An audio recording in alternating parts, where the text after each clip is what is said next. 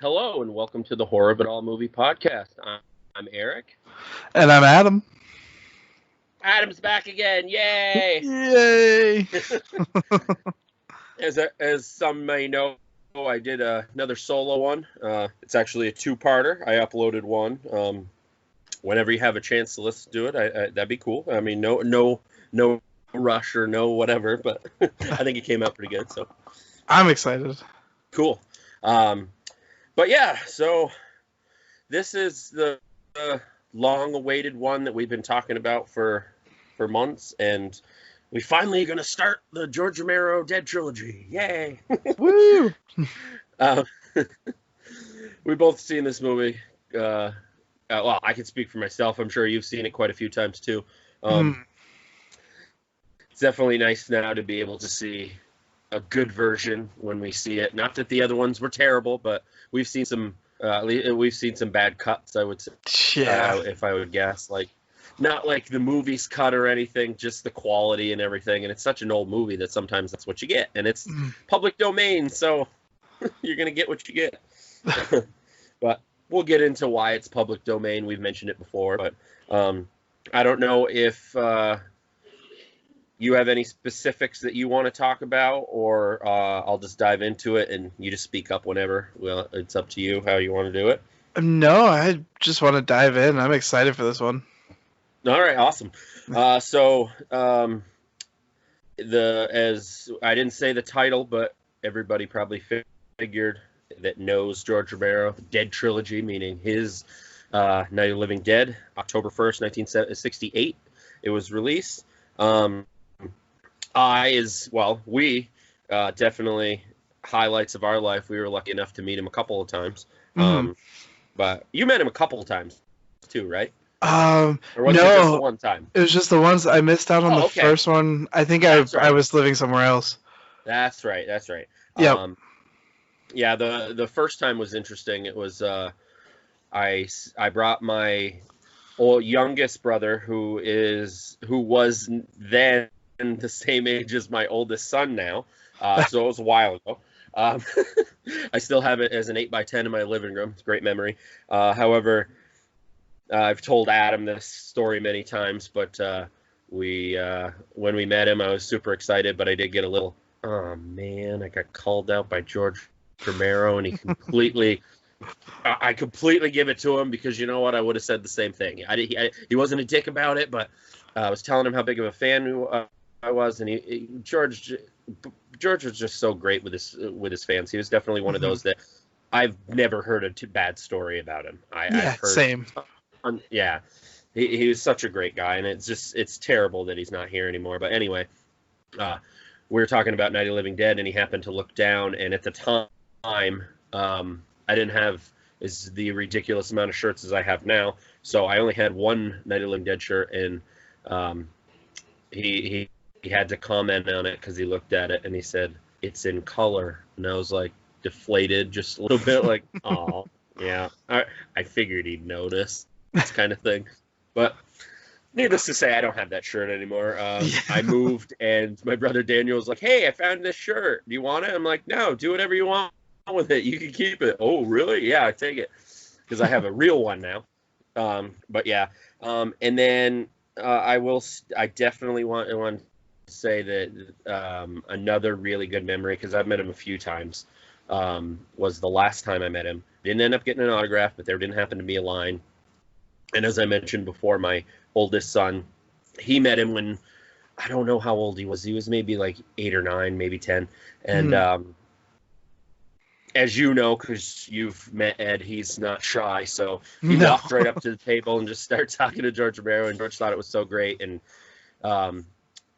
even though it wasn't what I said, I'll never forget the last thing that was ever said by me or somebody in my company was, because he was so cute. He's like, "All right, have a good rest of your day, George." And that's the last time I saw George Romero. Yeah, so it was bittersweet, but it was good. So definitely have good memories. I also saw Night of the Living Dead at my local theater when they did Classic Night, as I told you before too, with Dylan and also Ed. So that was really cool. And I'm jealous because maybe someday. I've never gotten to. Yeah, exactly. So I think someday you never know. You never know if you ever have the chance. Like, I don't have to tell you, but because I know you'll jump on that chance. Oh yeah. And then before I get into a few facts and before we get into the movie, I also wanted to mention another experience at Rock and Shock that the greatest Q&A I ever went to was George Romero and Adam Green, and they were kind of just bouncing back and forth off each other. And at that time, Adam was really in a bad place. He got a divorce, and he wasn't sure about his career and this and that. And George just had some great, kind words to tell him. And that's the last time Adam saw George, and he'll never forget that. Adam gives it to him 100% that George Romero is the reason why he did Victor Crowley Hatchet 4 is because he never intended on it, but after that talk and that convention, he just George just told him, he's like, Adam's like, look at all that, they're all excited for you, and he was just like, but look at out there too, they're excited for you too. There's hatchet shirts, there's this and that, like, and that George helped him bring him out of that, like, quite a. And George was even supposed to be at the premiere, but unfortunately he passed away like a month before. But yeah. Oh, I didn't know that. That's such a bummer.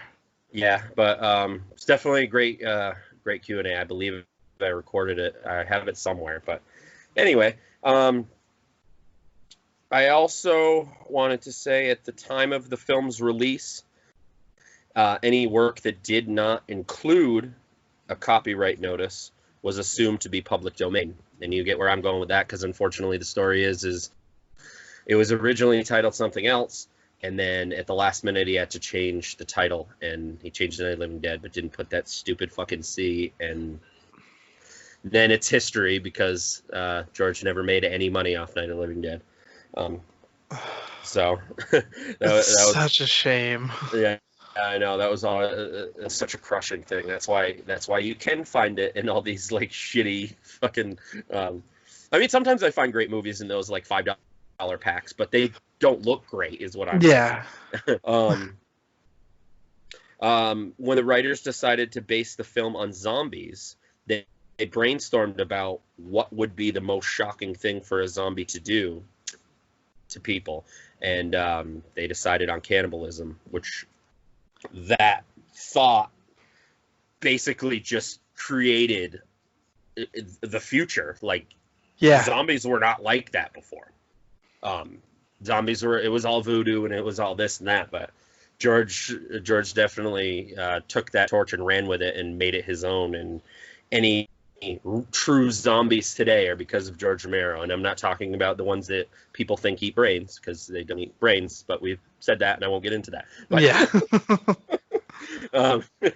that also has a connection too with the whole, like, George ended up with John Russo, who wrote it with George Romero. They ended up having, like, it wasn't even a thing where they had a falling out or anything. It was more or less they wanted to go their separate ways, and they had to figure out how to work it out. So that's why George Romero got Of the Dead. That's why all his movies are something of the dead. And then he got Of the Living Dead, and then he did Return of the Living Dead, which ergo the whole brains thing. But I'm still not giving that 100% credit, just because I think the Walmart generation today that says zombies eat brains probably have never even seen that movie. It's just like a mainstream thing that I don't understand, but where it came from.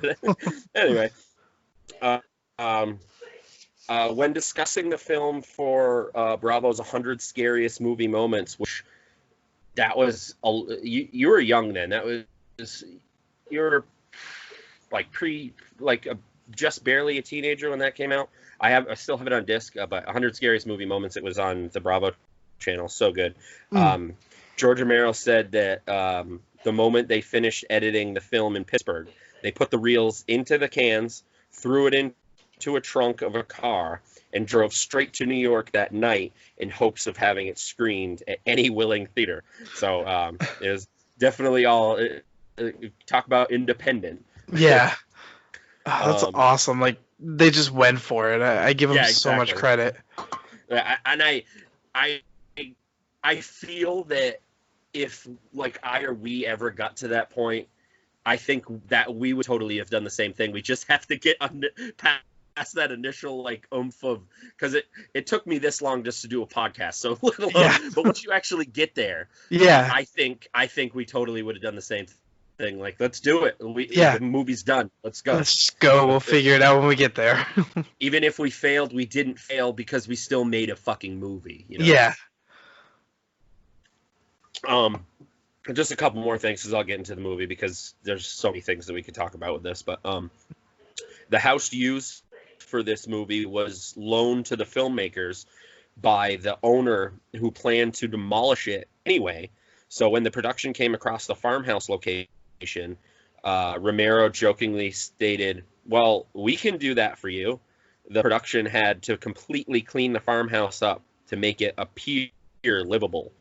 Russo notes that the kitchen was the first room they cleaned, and they felt a clean place to have lunch was the most important factor of having a workable set. The film was released shortly before the whole MPAA rating system was implemented, and as a result, children were able to see this very graphic horror film in theaters. A review by critic Roger Corman, Roger Ebert, included his concern and observations of children watching this terrible thing and being traumatized. Basically, also, like, he didn't go as far as say people in the UK with the video nasties, but fucking Siskel and Ebert always attacked horror movies anyway. But it just wasn't for them, and I get it. It's not for everybody. Some people don't look at it like we do. We look at it as entertainment, as art. They look at it like it's a stain on society, and if a child sees it, they're gonna go on a killing spree. And but anyway, Bill, how do I say his name? Cardile, I think, who played the television reporter, was indeed an actual local Pittsburgh TV celebrity. He was actually a reporter. He wasn't even an actor. He also hosted a horror movie program on Channel 11 in that area, and also occasionally reported the news. The Pittsburgh police provided personnel and equipment. I found that interesting. And according to George Romero, the film was originally 10 minutes longer, but the distributor pressured him to cut it down. I just have so many, between my facts and everything, this could go on a long time, but I'm trying to go through them. Hopefully I'm not going too fast. If you have anything you want to add, like I said, just chime in. I'll just say a few more, because I can't even go through everything that I have between my head, but I'm going to try to think of the most interesting ones. Yeah. Like, for instance, one, a Bosco chocolate syrup was used to simulate blood in the film because it was black and white. I thought that was cool. Yeah. I think you've heard that before, right? Mm-hmm. Let's see. What else? The body upstairs in the house was made by George Romero, who used ping pong balls for the eyes. I love that. Yeah, definitely. George Romero saw very little profit from the film, as we were talking about, unfortunately, due to his lack of knowledge for distribution deals and things like that. But we did mention that. That was something I wrote, but sometimes I get reading and I'm like, oh yeah, I mentioned something like that. The character of Ben was originally supposed to be crude, meaning like more angry and more whatever, but resourceful. He was supposed to be a resourceful truck driver with no specification to race. After Dwayne Jones, in real life, a self-serious, educated person, for the part, when he auditioned, basically what I'm trying to say is that's when George met him. That's when he just rewrote the part just for him, which I always found interesting, because George still stood by it, that he didn't look, even though at the time race was a huge thing, he never looked at it like, oh, it's a black guy, I'm gonna start, he's gonna star in my movie, I'm gonna wrap things up. No, he was just like, black, white, whatever, Mexican, doesn't matter. Yeah, he was the right person. This guy's perfect. Yeah, exactly. I think they definitely put more of the angst and more of the anger in the remake with Tony Todd. That's at least as an observation myself. But yeah, I definitely would agree, and that is a little bit just Tony Todd too. Yeah, that's true. I've even met him, and that's who he is. Like, he's not a dick, but he's definitely intimidating. Yeah. The word zombie is never used. Mm. The most common thing used to describe the living dead to those is those things, mostly by Cooper. Other characters refer to the creatures as ghouls and flesh eaters. However, the film confided many tropes about zombies that have been used in many movies since, including zombies eating human flesh and that zombies can only be killed by shooting them in the head. Ergo, going back to what I said about him just basically starting a zombie revolution. Like, maybe revolution is the right word, but you know what I'm saying. Like, George Romero is the originator of what a zombie is. Yeah. I can't even imagine what it would be like if he didn't have a part to play. Yeah. I don't know. Could it have died out? It could have continued with more voodoo. I don't know. Let's just say I'm glad that he did, because that's the most interesting incantation of the living dead, I personally think. Yeah. I know you probably. After Dwayne Jones set the chair on fire, Gary Striner and Russell Striner's brother was supposed to extinguish the fire and set the chair on fire again to preserve the continuity, ensuring that the smoke would be emulating from it near at the end of the film. At one point, Gary's sleeve caught on fire, and he ran in terror with William Hitzman in full zombie makeup, tackled him to the ground and helped extinguish the flame, having him from major injury. So this is definitely before like Kane Hodder with burns, and they know how to do that. Like, he caught on fire by accident. So he freaked out. All right, I'm only going to do a couple more because I want to get to the movie. But George Romero originally hired Tom Savini to do the makeup effects for the film. The two were first introduced when Savini auditioned for an acting role in an earlier film that never got off the ground. Romero, remembering that Savini, who also was a makeup artist, he brought his makeup portfolio to the audition. Called Savini to the set of his horror movie, and Savini was unable to do the effects because he was in the U.S. Army serving as a combat photographer in Vietnam. Savini later appeared in Dawn of the Dead and also directed the remake of Night of the Living Dead, which I know I've mentioned it before, and I've always kind of been on the fence, but the older I get, the more I'm like, it's just so good that I don't know if I might say I might even like it a little bit more. I know that might be terrible, but there's just certain things about the remake that I thought was a little better, and not to discredit George Romero, obviously, because it's his script on that too. Yeah. Like, in the remake, he got to do things that he wasn't able to back then, so it's almost like he added to it. But I'm always that I arguing with myself kind of thing. But, my brother Dylan goes even beyond that. That's his favorite horror movie. It's not just he likes it more. Like, the original Night of the Living Dead is your favorite horror movie, and the remake of Night of the Living Dead is his favorite horror movie, and he'll stand by that 100%. And I get it. It's not my favorite horror movie, but I get it. That remake is really good. Yeah. Go ahead. No, I liked it a lot, but I don't know. I always come back to the original. Oh, absolutely. Yeah. I agree. I do find myself, as time goes on, as horrible as it may sound, I do find myself watching the remake a little bit more. But I don't know. There's certain things about it that I like, which we'll get into the regular movie with, that I'll mention. But yeah. Anyway, this isn't about the remake. Maybe sometime we can do the remake too. But anyway, I guess I got it. This is interesting. The basement set was not part of the farmhouse, which didn't even have a basement. Serwinski, I can't remember what his first name was, built and framed the door scene in the film that supposedly leads to the basement, but it's just fixed to the wall. The basement set was the basement of the crew's office in Pittsburgh.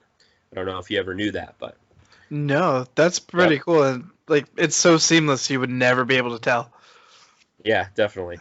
One more thing I'll say on that and get to the movie because I'll talk more right after. One of the original script ideas called for Barbara to be a very strong, charismatic character. Instead, George Romero and the producers love Judith O'Dei's portrayal as I'm terrible with names, as people that might listen know that, so you can pick on me or whatever. I'm just not good at them. Anyway, portrayal as the terrified young woman much better, and edited the script to accommodate that part.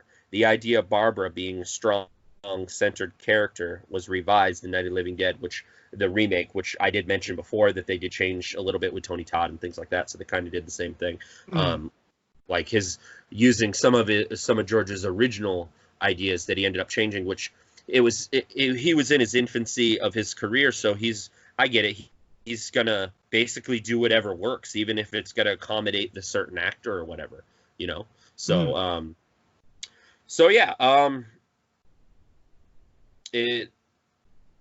I guess we'll lead in with that to the movie.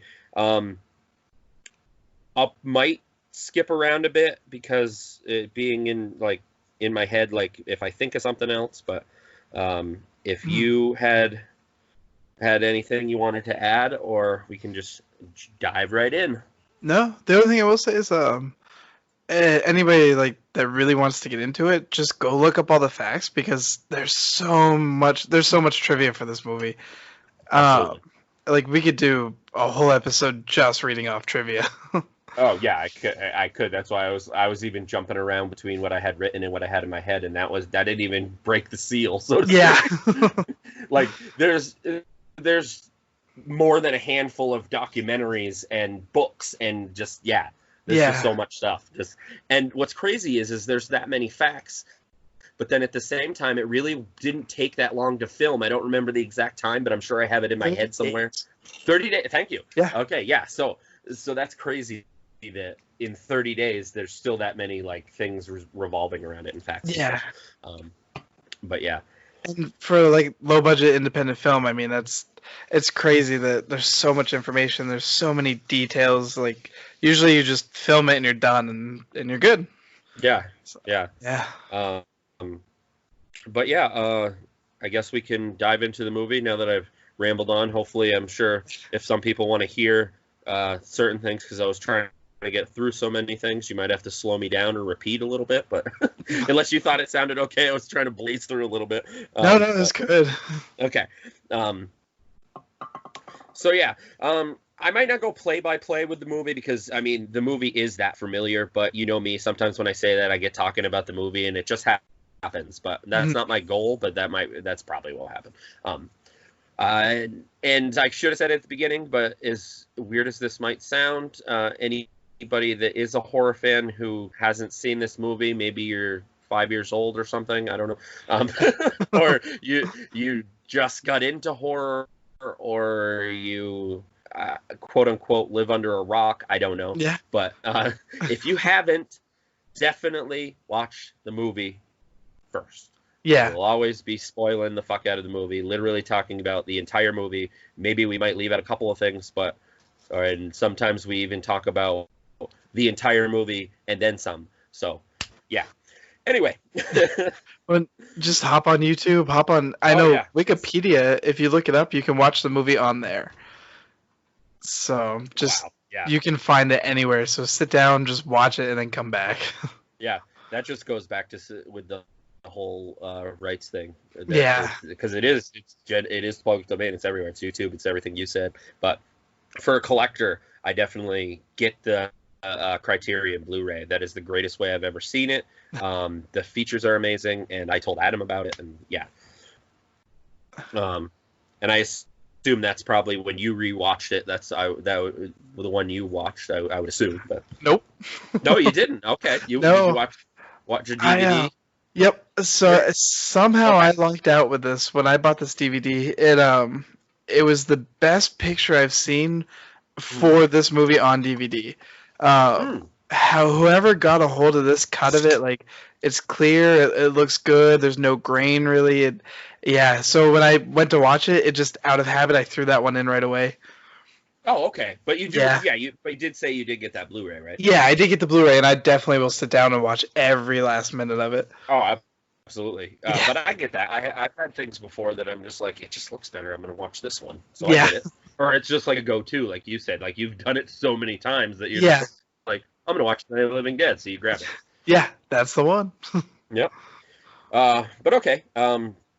Basically, the movie starts with a car driving up to a cemetery, and we meet Johnny and Barbara, and they're talking about daylight savings time, and they're going to visit their dad's grave, and they're bickering back and forth about weather, and Johnny wants to drive back because it'll be dark, and Barbara gets out of the car, and Johnny turns the radio on, and it's a brief part of a news broadcast, but Johnny just turns it off again. So, in other words, they don't find out at that just yet, like right off, because he didn't even listen, kind of thing, because they're already talking about it on the radio. Johnny just, as I said, just turns it off. Sorry, I didn't mean to repeat that. And got out of the car to see the grave to put on a wreath. Once they do that, Johnny sees somebody walking in the cemetery, and Johnny is giving Barbara a hard time, like, and then she says, "I haven't seen you in church lately, Barbara," and blah blah blah. So they basically just have this whole brother sister thing, and Johnny's being a dick, and he's the older brother, so that's what you do, kind of thing, Yeah. so to speak. But and then Johnny talks about another time when they were there, and Johnny scared Barbara as he proceeds to do it again because of another person they see walking in the cemetery. And he says the famous line, "They're coming to get you, Barbara." Now, even if you haven't seen this movie and you're a horror fan, you've heard that line before. I would assume. I don't. It's one of the. It's up there with famous lines, Mm-hmm. and it's just delivered so well. "They're coming to get you, Barbara. Look, there's one coming now."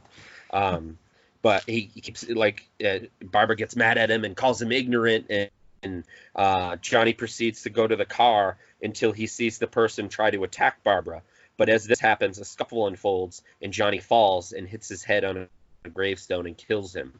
Now, one thing I will say that I thought was definitely better of a scene in the original, in this one, than the remake is, I know they tried, but that part, like, I don't know if anybody noticed, but I hate when I notice these things because I don't want to.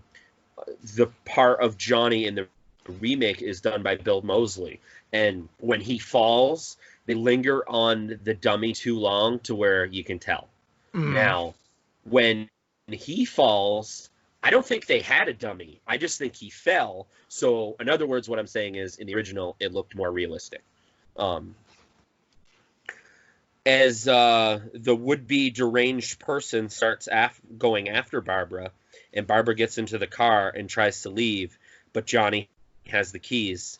And when the thing gets to the car and pounds on the window for a minute until he picks up something and smashes the window, in the process of this, Barbara releases the parking brake, and she rolls down the hill. And the would-be deranged person, I don't know what to call him, but because they didn't say what it was yet, so I'm kind of looking at it like it's the first time you've seen him as well. But finally lets go of the car, but still is walking towards the car. Unfortunately, the car goes to the side of the road and hits a tree. So Barbara has to get out, and she proceeds to run. She sees a house off in the distance and runs toward it. And when she gets there, trying to find a door that's unlocked, as the would-be deranged person or creature, I don't know exactly what she would be thinking. That's why I said it like I said. I don't like call it what she would. Mm. Anyway, is still coming after her, and she finally gets inside of the house. He walks around a bit. She walks around a bit in the house to see if there's anybody there, and to get a weapon. And she ends up getting a knife out of the kitchen drawer. The living room floor looks like a bit of a mess, like there was a scuffle or something, and she proceeds to still look around, but doesn't find anything, and she sees the creature outside the window trying to figure out how to get in the house. Barbara then tries to use the phone, but the phone is dead, and she believed that the creature may have ripped the wire off the house, which I think, didn't he do that? Didn't he actually rip it off the house? Maybe I'm thinking that, just thinking that because it's a horror movie trope. But No, I think he actually. Okay. I think they knocked down the whole telephone pole. Okay. That's right. Um, let's see. Looks out the window and again to see more deranged-looking people approaching the house. She then runs upstairs to see what else she might be able to find, or who else. And she gasps and screams at the top of the stairs because there's a rotting body. The body that I mentioned, that not to take away from it because it does really look good, but once you hear what it is, because the eyes are ping pong balls and things like this, until I was told that, for the time in 1968, that looked pretty good. Yeah, definitely. Even without Savini effects. She then runs out of the house, and she sees headlights, and there's a man in a truck with a tire iron, and we find out that this is Ben. He then proceeds to tell her that, don't worry about them, I can handle them, and there'll probably be a lot more of them. And he asks if there's a key to the pump outside, which is a ongoing thing throughout the whole movie about the pump. And when we get to the pump, unfortunately, it really didn't matter if you find the key or not. Anyway, Barbara doesn't know, nor does she even speak, and then proceeds to ask. Ben then proceeds to ask Barbara more questions like, "Do you live here?" Things like that, but she still doesn't answer. And then sees the rotting body at the top of the stairs. Ben then sees the rotting body at the top of the stairs, and then proceeds to say, "We got to get out of here." And this place, there's got to be more people. And then blood starts to drip from the upstairs and gets Barbara, and she freaks, and a little bit more than she already is. And Ben's looking around, gathering supplies like food and things for when they leave. And Barbara finally says something and keeps asking Ben, "What's happening?" And Ben looks at her and doesn't seem to have an answer. And Ben looks outside and sees that there's two of them, when he says he can take care of them, and asks Barbara if there's any more of them. And Barbara just freaks out and tries to control her, and she just keeps saying, "I don't know, then I don't know. Go outside and take care of them." And a few of them that were out front. Even though they didn't, from now on, I'll just call them zombies because I'm kind of sick of saying deranged, whatever. Like I initially, like when I was like writing down my notes and stuff. But yeah, I'll just call them zombies because that's what they are. Not that they call them that. And after Ben takes care of the two outside, one does sneak inside, but then goes inside just in time as he sees it and takes care of it. However, there is a scuffle because he does drop his tire iron and then stabs it in the head with a sharp part of the tire iron. He sees another zombie hit them right in the face and forces it outside. And then four of them start approaching the house. Unfortunately, they know we're in here now, as Ben says. Ben drags the zombies he killed outside and proceeds to set them on fire. And then he does that, and he realizes that they're afraid of fire. Didn't he? Yeah, he went to try to set them on fire, or did he just already have fire? I can't remember. I just know that they were afraid of it, almost like Frankenstein's monster or whatever. Yeah. I remember he made the torch and everything, try to get him to back off. Okay. I couldn't remember if he set him on fire yet. Okay. And then proceeds to try to find some nails and boards to board up the windows and the doors. And he also proceeds to try to explain this to Barbara, but at this point she's in shock and still isn't talking. Barbara then goes to look more around, and Ben then proceeds to try to rip up any and all things that could be used to board up the doors. Barbara then does come over to try to help, and then as he's boarding up the doors and windows, and then proceeds to tell his plans to Barbara about going in the dining room and boarding that up. If they have if they have to, then what was it? I think he tells Barbara about the truck, and then he found, and if there's a radio there or anything, I can just and then he just sees the truck and was holding on to the gas. Um, I always, my brain always starts like stopping for a second as I'm like, trying to review it in my head. Sorry. Um, um, let's see. What's the next part that I'm trying to remember? Oh, he proceeds to tell Barbara the ordeal that he went through to get to the house. And at one point he sees that there doesn't seem to be much other life except a bunch of those things that they plowed right through him with the truck. And they just stood there staring at him. And this is him telling Barbara. And they just scatter through the air like bugs. I love that line. Yeah. Barbara then finally opens up and tells her story about how she gets there and about Johnny. And it's at this point, of course, you already know what her story, so I don't have to repeat that because I said that was the beginning. She's telling her story and starts freaking out. And Ben says, "I think you should just calm down." Then she just keeps saying, "Johnny's coming. We gotta get to Johnny," over and over again, until one of my favorite things in like old movies that I never understand, because I should say this. In most movies, to get a woman to calm down, they slap them. Except I always forget that in Night of the Living Dead, I'm pretty sure he punches her. Yeah, he decks her. I shouldn't laugh, but that's like, it's even past the slapping. Yeah. But yeah. Barbara then passes out or is knocked out after he punches her. And he goes over to the radio and turns it on and starts hearing what's going on.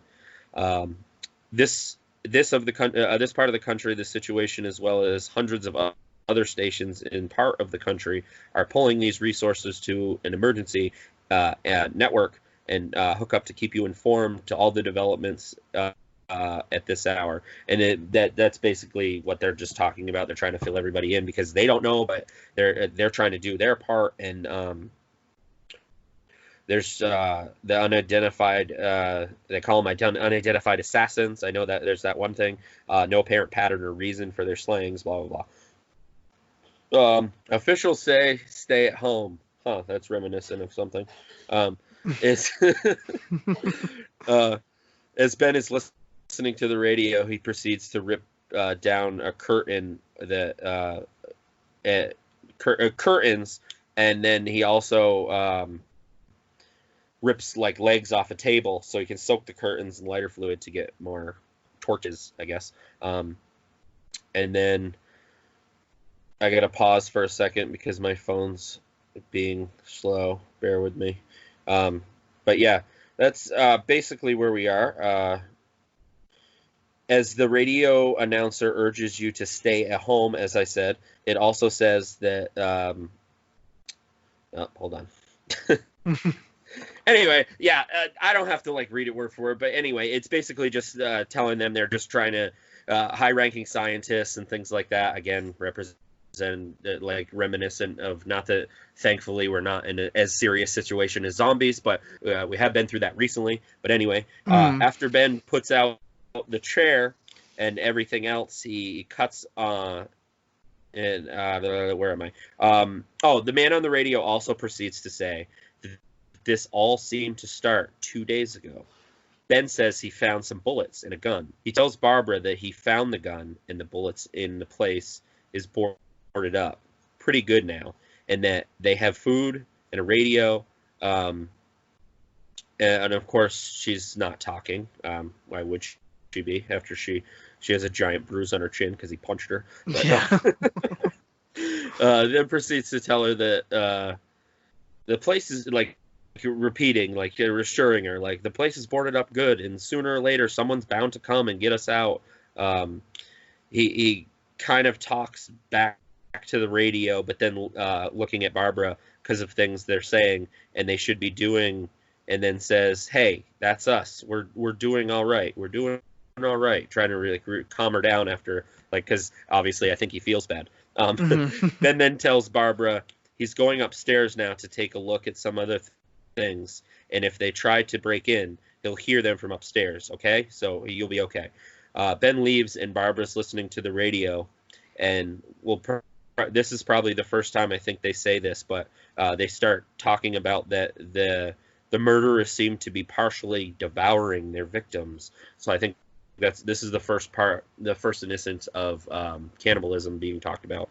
Ben is now upstairs, and he removes the body that was at the top of the stairs and moves her out of the way. People were acting as if they were in a trance. They were killing and eating their victims. Repeated this on the latest bulletin from Cumberland, Maryland. So this incredible story becomes more ghastly and more reports. It's difficult to imagine this type of thing ever happening, but there are the reports, and we have been receiving and passing them on to you. No one is safe from this mass murder. As the news reporter continues, Barbara starts to see a door opening to the side of her, and she gets startled because she sees a hand from the door, and it opens, and it's two men, and she screams, and Ben's here, and he runs downstairs. And this is basically when we meet what's his name from downstairs. The awesome the awesome hatefulness ensues between the two of them as the movie goes on, but starts to talk to them, and how long you have been how long they've been down there, and could have used help up here. And one of the men says, it's the cellar, it's the safest place. Ben says, you mean you didn't hear the racket going on up here? And the man says, we didn't know what was going on up here. All we knew it was those things. The other man says, look, it's hard to hear down there. And their other men says, yeah, we heard screams. It could have been those things. And he just kept going on about that. It begins the awesome, as I said, conflicting relationship that Ben has with this older man, because Ben says, now, wait a minute, you just got done telling me you couldn't hear from down there. Now he says it sounded like the place was being ripped apart.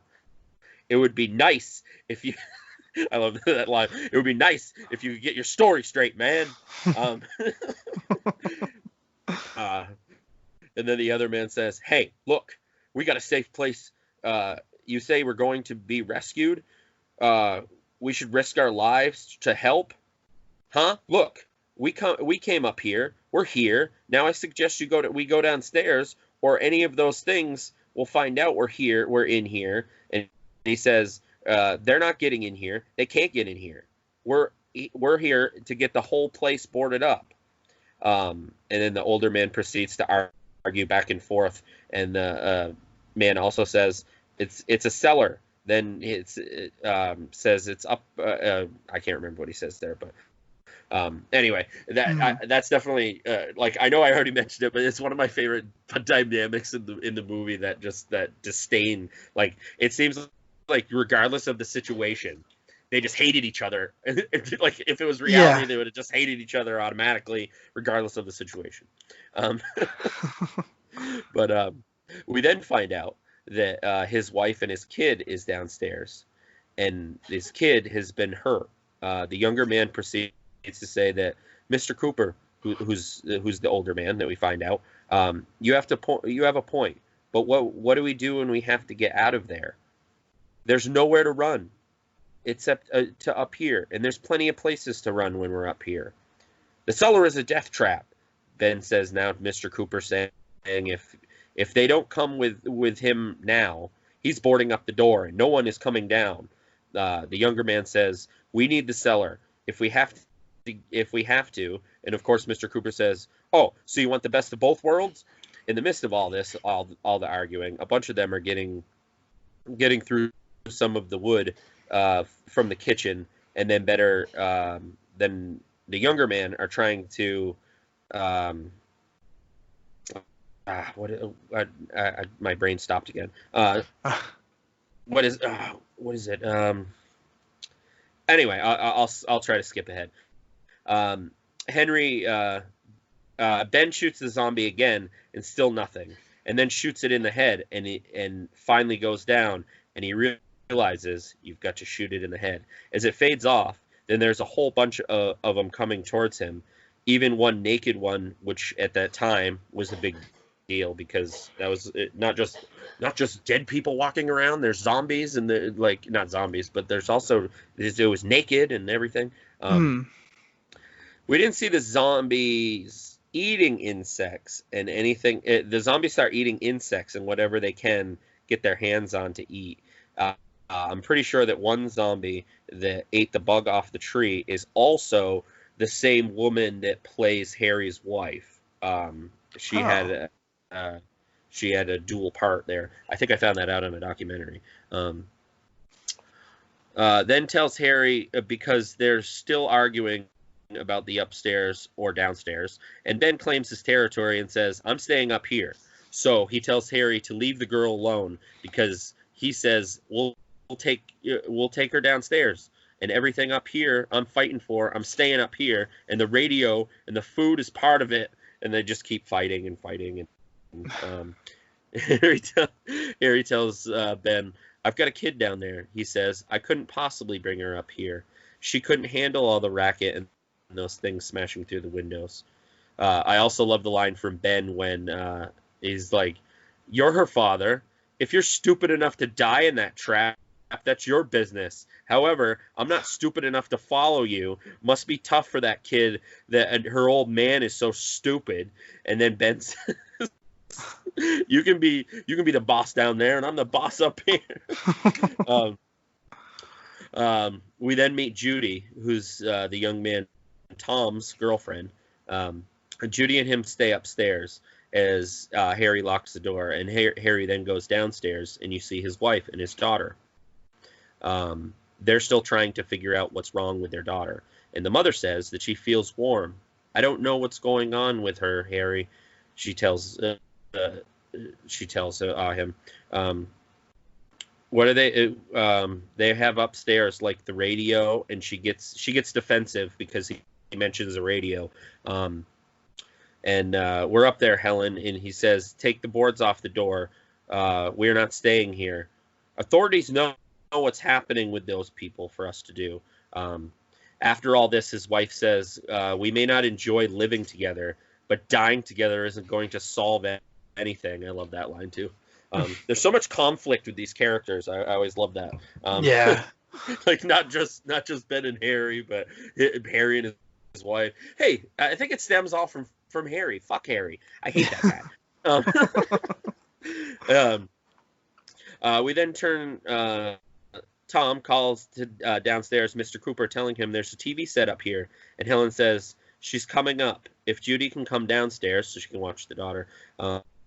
Helen and Harry then go upstairs, and Helen then talks to the very catatonic, so to speak, Barbara at this point, and tells her to not be afraid of me. I'm Helen Cooper, Harry's wife. Harry then barges in, and because he's looking at all the work that they have done, and he said, "Look at there's a million leaks and spots up here," and he just basically tries to belittle his work just so he can try to convince him otherwise, and be in control. Definitely one of those in control characters. Helen tells Harry, "Why don't you just help them?" And he says, I don't want anybody's life on my hands." Yeah, you got that right. As more conflict proceeds between Harry and Ben says he doesn't want to hear anything more from you, and if you want to be up here, you take orders from me. Ben and Tom get the TV working, and the news reporter says this is not mass hysteria. This is the latest report from the National Defense in Washington, and it's been established that people who are recently dead have been returning to life and committing acts of murder. Confirmed cases in the morgue and the hospitals of unburied dead have been coming back to life and seeking out victims. One thing I definitely love about the scenes with the TV, when they're watching the TV reports, there are so many clips in Night of the Living Dead, as well as other movies, but definitely Night of the Living Dead, that are in like White Zombie and Rob Zombie songs. Yeah. I'm sure you've noticed that before. Yeah. But and then also the reports about staying inside have changed, and they are rescue stations with armed guardsmen. Ben talks with Tom about the gas pump and says that if he can get the key to the gas pump, I have a truck, and if we can get out there. Also announced in the news is that the question why are space except being counseled about an earthbound emergency. So far, all the speculations, if it goes on to an Explorer satellite that was shot into Venus and blah blah blah. So they basically are trying all levels of everything. Like, was this like space related? They go on and on about that. Just then, there's a little interview that they transfer from the studio with a scientist, I believe, and that person conducting the interview is George Romero. Ben says, "We've heard all we need to know now. We need to try to get out of here." As Ben proceeds to talk to Tom and asks him if he's from around here, that basically if he knows the area and things like that. So then they come here, and that's when they find the dead woman as well as the other people downstairs. They didn't hear on the news about the people that should receive immediate medical attention, and Ben asks Helen, how bad is your kid hurt? And asks her to tell him to go look after her kid and have Judy come back upstairs. A story on the news of the guy talking about that, and they had in a cold room at a university, had a cadaver that had no limbs, and early this morning his eyes opened and it was trying to move. And then there's so many little things going on in the movie. I don't want to go into every little detail, but when Helen gets downstairs for her daughter is awake and talking, and her daughter says, "I really hurt, Mommy." And then it goes back to the news report, and the body must be carried to the street and burned, and telling him that. Ben tells Tom that they need to make Molotov cocktails so that they can try to get away, and Harry says, "There's keys downstairs. They might be for the pump." Ben tells Tom his plan to get to the gas pump. What else? Judy's helping them get fabric ready for the Molotov cocktails. Then Barbara says that she should go downstairs with Judy and Harry because they got to get stuff ready so they can leave. And of course, this gets her attention. So she goes right downstairs. Then Ben and Tom proceed to unnail the boards from the door so they can get outside. Mm-hmm. Harry, he's the one throwing the Molotov cocktails. That was definitely cool. Like with the I like that scene. But because the horde is just ever growing at this point. Ben does get back to the house. However, this is when it really gets into a fight between Ben. I did skip that part. The part with the whole gas pump, because I think it was definitely different in this one, where I think, did the gas pump start because the other gas caught on fire? Because I know he shot it, but in the remake when he shot it, that's when it blew up. I don't think that's the reason why it blew up. Sometimes my brain confuses the two. No, I think there was a trail and it led back to the pump, and then it finally exploded. Yeah, but I can't remember for some reason. Okay, yeah, because sometimes they mix, but yeah. But yeah, now I'm blanking on the young guy's name, but him and his girlfriend end up. He gets out of the truck, but Judy's leg gets caught, and he goes back to save her, and boom, it explodes. At this point, Ben does get back to the house. However, this is when he really gets into a fight between Ben and Harry, because Harry does not open the door for Ben, and then gets back and to be able to board another door up against the door, and he keeps it shut, surprisingly with Harry's help.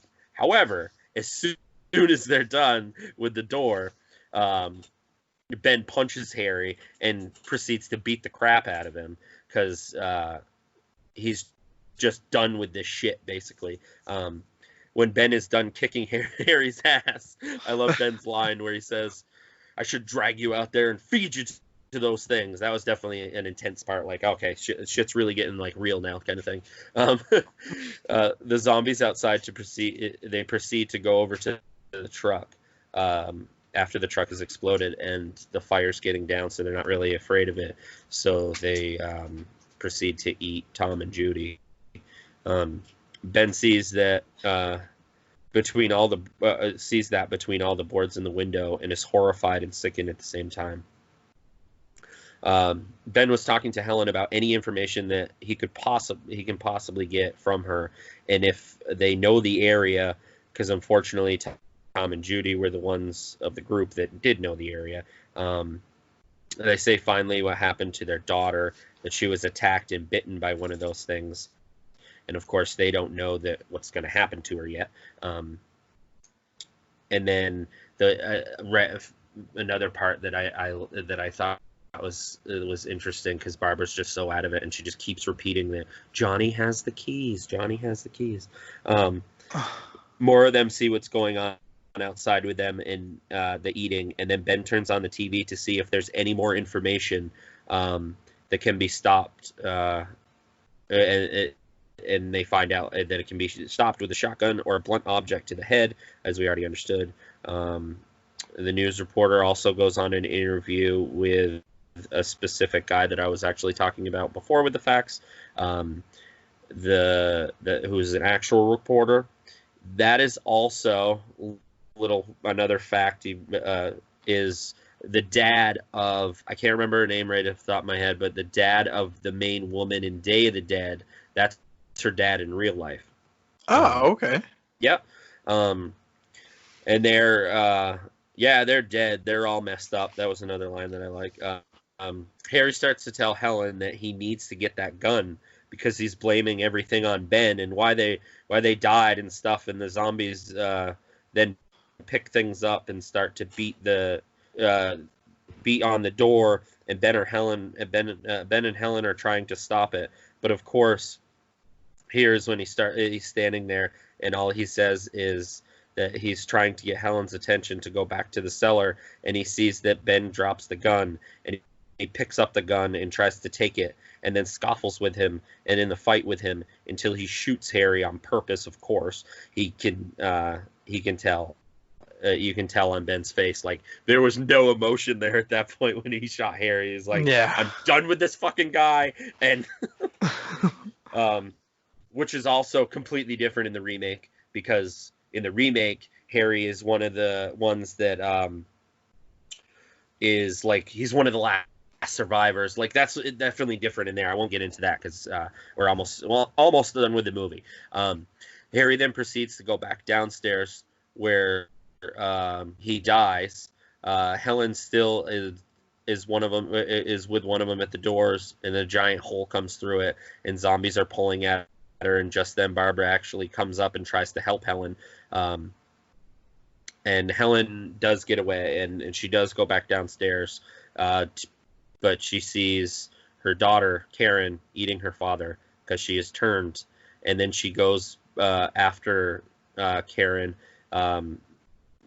Karen falls over, and definitely a very iconic scene here where she falls over, and it has that like weird distorted scream, and you see like the garden. What is that? Like, it's a garden implement anyway that she stabs her with. But that's a very iconic scene when she kills her mom. And then we go back upstairs to Ben and Barbara, and they're trying to keep them out, but they're definitely in a losing battle at this point. And the big door breaks off the door, and one of the first zombies that come in is Johnny. So Barbara's stunned, and he proceeds to start attacking her. Barbara gets pulled outside. Helen's daughter tries to bite him, and Ben goes into the basement and locks the door, so then they can't get in. The zombies have now taken over the house, and they barricade himself downstairs. Pretty good to try, at least to try and make sure he's safe, although they're trying their damnedest to get down into the basement, where they saw Ben enter, and he goes downstairs and sees Harry and Helen, and then Harry starts to get up, and he shoots him again, and because he turns, then he shoots him right away, and then Helen awakes, and then he shoots her. I think in all that scuffle in my mind, did Barbara died, right? Like at that point, right? Yeah, she Okay. gets pulled out, and I think that's the last we see of her. Okay, because that's another time where my brain kind of mixes that in the remake, because in the remake, Barbara's the survivor. So Yeah. then he basically just sits in the basement listening to the pounding on the door, and then eventually goes away. And then it turns into morning, and they're all gone at this point, and this flashes to like all the hunters and everything, and you see what's going on, and there's a helicopter. I can't remember who it was that said this. I think it was Dylan, that there is some theory about that helicopter and the helicopter in Dawn of the Dead, but I don't know, but I've heard that. I don't know if that's a real thing, but it's a theory, like a connection. Anyway, we're almost to the end. Yeah, I'll have to look into that one. Yeah. And then let's see, and they see what's going on from the helicopter, and I think this is where the helicopter. Let's see, where am I? Anyway, the police and all the hunter men and the search dogs, and they see where they can go, and they find as many of them as they possibly can, and killing them and burning them. The main guy talks to some of the people that there's a house that they can go check. Excuse me. And a news reporter says everything appears to be under control. And then we go back to see that Ben awakes after he has been sleeping because he hears dogs in the distance. And he figures it's a search party. And people are probably taken care of for those. Like they're looking for people. The group sees the burnt out truck and proceeds to the house. And then goes upstairs. Ben goes upstairs. I don't know. Goes upstairs, unbarricades himself, and when he gets upstairs, he starts peeking through the window and sees what's going on. But unfortunately, one of them see him and shoot him through the window and kill Ben. Every time I see this, I gotta say I'm always really disappointed, even though I know what's gonna happen. That's my most disappointed. That's the worst part of the movie for me. Yeah. They're so close, but in the end, it's just like a the House of a Thousand Corpses shirt that I have on the back. It says everybody fucking dies, because that's essentially what happened in this movie. All the characters and everything. But man, it's a bleak ending, and it's terrible, but it's fitting too. Yeah, and it's such a nice twist. True. Nowadays people would be furious, but it hits you, it catches you off guard. Yeah, exactly. Yeah, even nowadays, because people would even be offended. They bring in the whole race thing, and they oh my god. But yeah, and then they basically from there just show the credits. The last thing I wanted to say, that's the end of Night of the Living Dead. But I will say personally, I actually like the remake ending better, only because for me it's a little bit more accepting. He's already dead. He must have got bit somehow, and because I don't know if you remember that, because I know you've seen the original way more, but the difference is when the door opens, Ben Hardy is turned into a zombie, and Barbara sees him. I don't remember if Barbara kills him, but I know Barbara kills the fucking Harry in that one. But yeah, that was Night of the Living Dead. It was long-winded, but sorry if I had too much information or not enough. I don't know. I never know. I just start talking. So I apologize if you're ever like, oh man, he just keeps talking. Hey, I liked it, so. Okay, good. I'm glad, because I'm always curious what people think and everything, and so yeah. I guess I would say we're back to the whole thing with people, and horror, horror in general, this is a staple. There's no way around it. If you're a horror fan, this is definitely a staple movie to see. If anybody was just getting into horror, this would definitely be on the list. Yeah, I'm sure you agree. So I think I have an idea what you're going to say. It might be a little different than usual, but what is your rating out of 5, do you think, for Night of the Living Dead? This one is so easy. 5. Yes, I Yeah. had a feeling. Uh, I'm always torn because my brain just compares the two so much Mhm. that I'm always between 4.5 and 5. So I'm about there too. Yeah. But yeah, definitely a staple. I'll go through some more facts, but so we don't get too long, and then we'll call it a podcast. Is there anything you wanted to mention as I was talking, or anything that you had thought of that you wanted to say? No, I mean, it's absolutely my favorite. It's based around my hometown, which is always kind of cool. Absolutely. So that's a little bit more of a connection for you, for sure. Yeah. That's Um, awesome. I love the fact that even though Romero I think he was a New Yorker, he always filmed in Pittsburgh. He always Yeah. used like the Yep. outer Yep. cities. Yeah, it's just cool little, little thing that he always did because he loved the place so much. Absolutely. Yeah. Uh, let's see. Like I said, I have so much, so I'm just gonna say a few more. One of the working titles was Night of the Anubis, I believe is how you pronounce it. The god of mummification is in ancient Egypt, is what that is. It's from Oh, some religion. Anubis. Anubis, thank you. Yeah, I'm good at movies. I'm not good at words.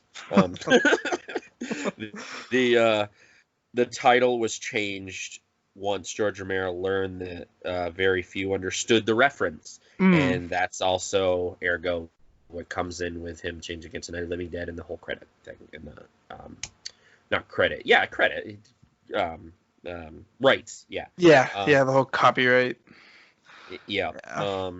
Let's see. Screenwriter John Russo, who I mentioned that owns the whole of the Living Dead, appears as a zombie who gets killed by Ben with a tire iron. He's also allowed himself to be set on fire for real when nobody else wanted to do the stunt. Romero approved of his co-writer's zombie walk. I was probably hungover, Russo is quoted as saying.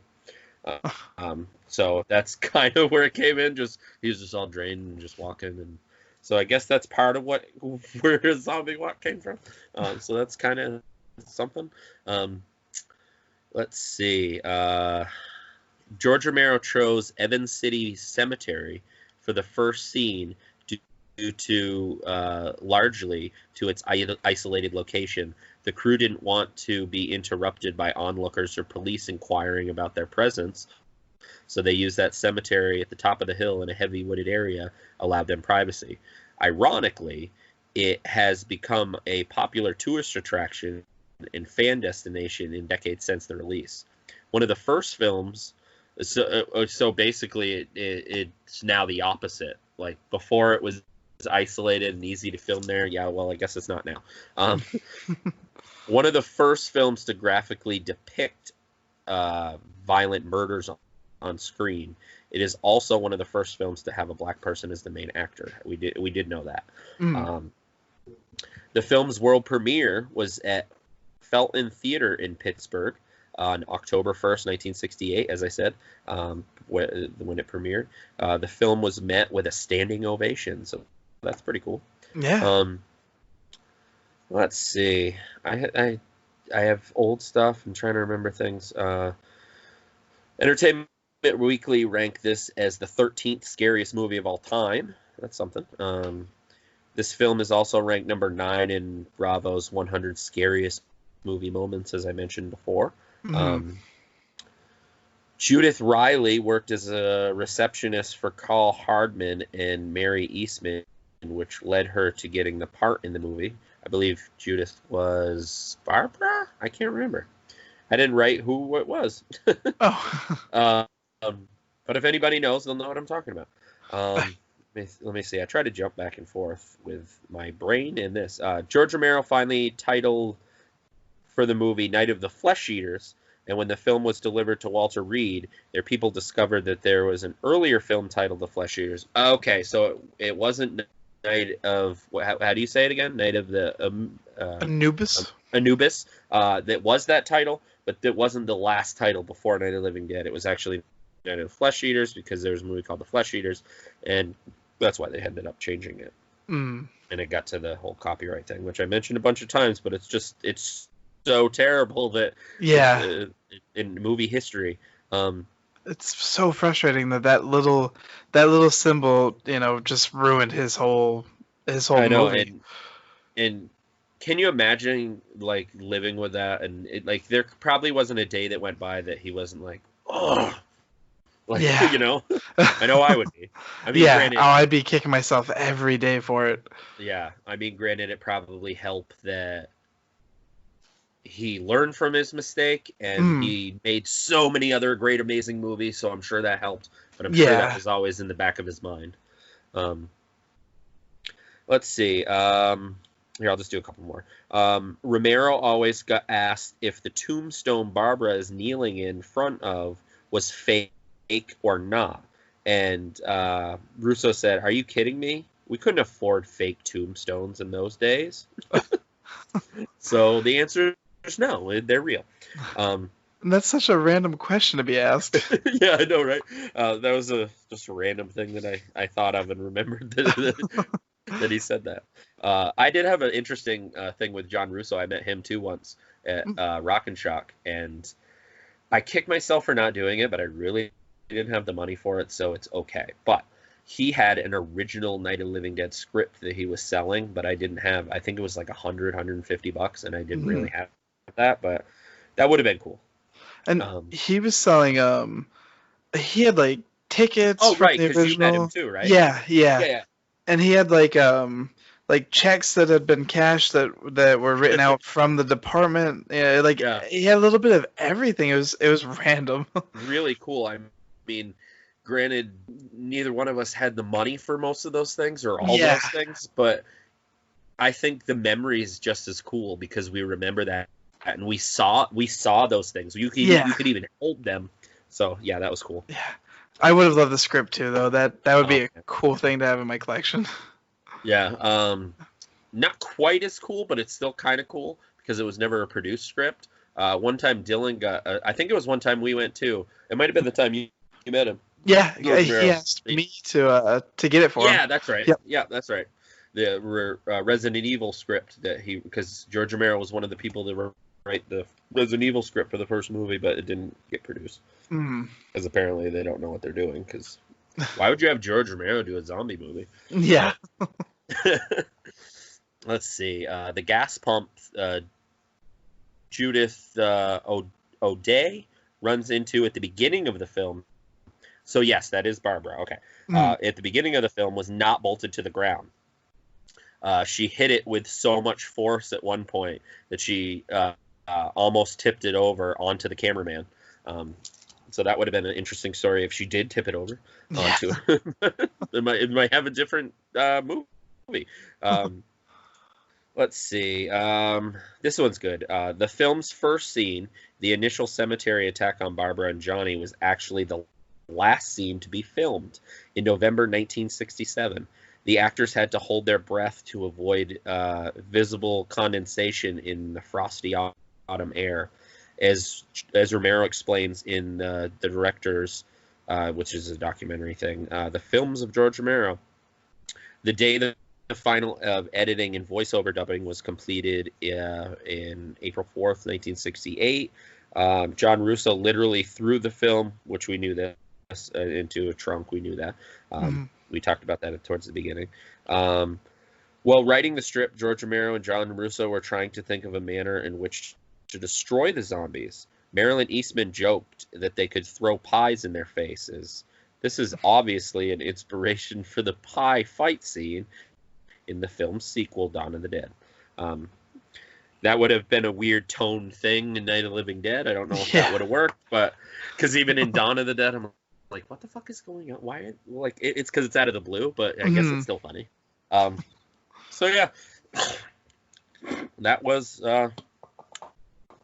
stuff that I can remember and that I had. I kind of skimmed through some notes, but if you wanted to say anything else, we can call it a podcast if you're all good.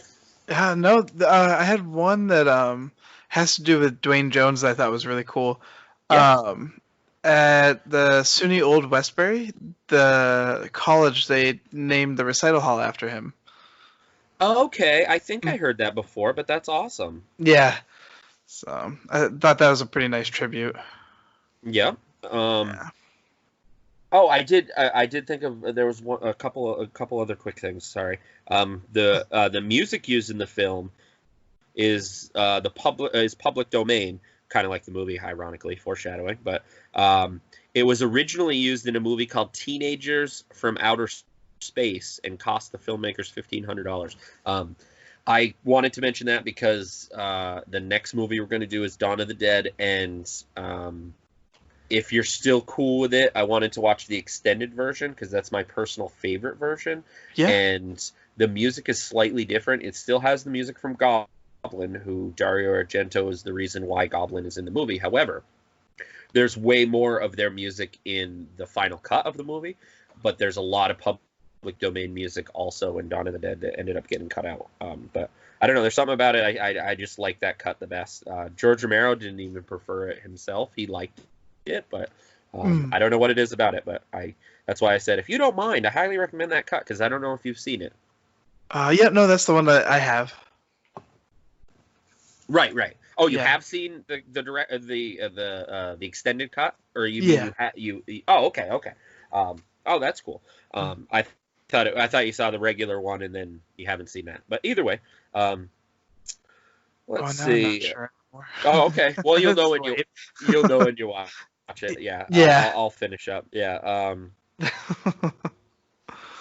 It doesn't have to do with the movie, but I found this a little interesting. While driving through New York on the night of April 4th, 1968, George Romero and John Russo is when they heard the news on the radio that Martin Luther King had been assassinated. I know it doesn't really have to do with anything, but it was kind of one of those things that I think stuck with them because they're on their own new adventure, and that was a big part of history. And but yeah, okay. So again, if you're good, we'll call it a podcast. Yeah. All right. Yeah, I felt like that was a good one. Awesome. Yeah. Sorry again if I rambled, but you enjoy it. So as long as you enjoy it, that's good. Yeah. And I figured you definitely have a few things to say since it's your favorite horror movie. So Yeah. so, so I don't feel like because that's why forgive me you especially, but anybody listening, if you feel that I ask too often. Because I always feel like I'm talking and I don't give Adam a chance to talk. That's why I'm always like, is there anything you want to say? I don't want to keep talking over you or anything. No, and a lot of time you cover what I'm gonna say anyway, so it all works out. Yeah, that's the only thing. That's another thing. I'm like, oh, I try not to do that, but I don't know what you're gonna say. So, Yeah. but all right. So, then the following one after this, we are going to continue on the Dead trilogy. Is going to be Dawn of the Dead, and we're going to be watching the extended cut. There is quite a few cuts of this movie, so I'm sure we'll have a lot to say about Dawn of the Dead too, because Yeah. it's my favorite horror movie. So. Mm. So we will dive into that next time. So this has been the Horror of It All movie podcast. I'm Eric. And I'm Adam. Until next time.